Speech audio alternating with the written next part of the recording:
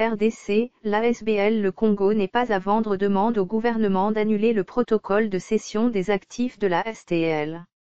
La campagne Le Congo n'est pas à vendre, KNPAF, appelle à l'annulation du protocole cadre de cession des actifs du terril de Lubumbashi signé au mois de décembre dernier avec Albert Yuma, président de la Société congolaise pour le traitement de terril de Lubumbashi, STL. À travers un communiqué parvenu à 7sur7.cd, mercredi 15 avril 2020, cette structure regroupant des organisations de la société civile œuvrant dans le secteur minier fait savoir que la démarche visant à faire de STL une filiale de la Gécamine peut paraître normale sur le plan légal. Cependant, elle soulève quelques inquiétudes légitimes, entre autres, le caractère secret de cette importante opération sans que les travailleurs n'en aient été informés et sans aucune communication publique, ainsi que l'opportunité d'une telle opération au moment où le pays attend la nomination de nouveaux mandataires publics et qu'Albert Yuma fait l'objet d'une procédure d'enquête pour des faits liés à sa gestion des fonds de la Gécamine. Pour la campagne Le Congo n'est pas à vendre, cette opération ressemble à celle de la mine de Louise Vichy devenue une propriété de la Gécamine en 2012 et vendue, selon elle, 3 ans après à une filiale de HUAIU qui est aussi impliquée dans l'opération sur le terril de Lubumbashi.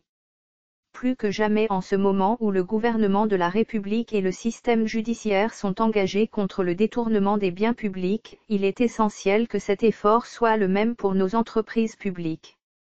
Or une telle opération, tout comme la vente des actifs de la Sokimo, sont de nature à compromettre cet élan, déclare la KNPAF, avant d'appeler les acteurs congolais à faire preuve de transparence et de rigueur dans la gestion de la chose publique.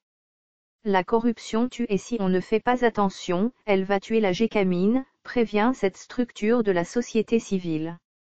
D'où sa demande au président de la République et au Premier ministre d'arrêter quelques mesures. Il s'agit de l'annulation du protocole du 20 décembre 2019 entre la Gécamine et STL. De la mise en place d'une commission ministérielle pour faire toute la lumière sur l'opération de cession d'actifs de la Gécamine vers STL. 3. La publication de tous les contrats qui entourent cette transaction. 4. Un moratoire national suspendant toutes les ventes d'actifs des entreprises publiques jusqu'à la nomination des nouveaux mandataires et 5. La réalisation d'un audit indépendant de la Gécamine et des autres entreprises publiques avant l'entrée en fonction des nouveaux mandataires. Signalons que le même mercredi, la Gécamine a, dans une déclaration, démenti la vente du terril de Lubumbashi, dans le Haut-Katanga, ni à une quelconque société ni à Albert Yuma. D'après elle, le protocole cadre du 20 décembre 2019 fait partie des contrats signés en vue de la finalisation de la filialisation de STL, société appartenant à 100% à Gécamine. Source, 7sur7.cd